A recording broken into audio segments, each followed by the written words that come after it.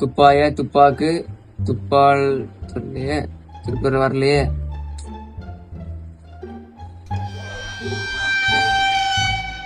துப்பாக்கு சொல்லியே துப்பாக்கு நாலடி திருக்குறள்லாம் நம்மளுக்கு வராது. 4 மேட்னா அசால்ட்டா பண்ணலாம்.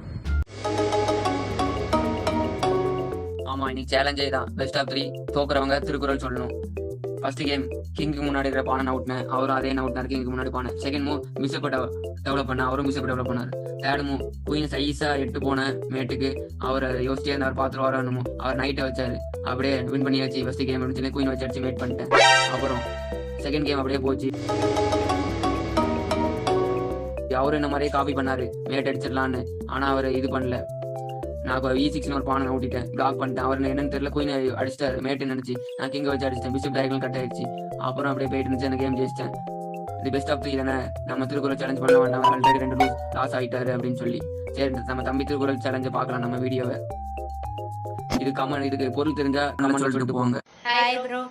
அகர முதல் எழுத்தெல்லாம் ஆதிபகவன் முதற்றே உலகு. செல்வத்தில் செல்வம் செவிச்செல்வம் அச்செல்வம் செல்வத்தில் எல்லாம் தலை. துப்பார்க்கு துப்பாய துப்பாக்கி துப்பாக்கு துப்பாய துன்பும் மலை. எல்லா விளக்கும் விளக்கல்ல சான்றோருக்கு பொய்யா விளக்கே விளக்கு.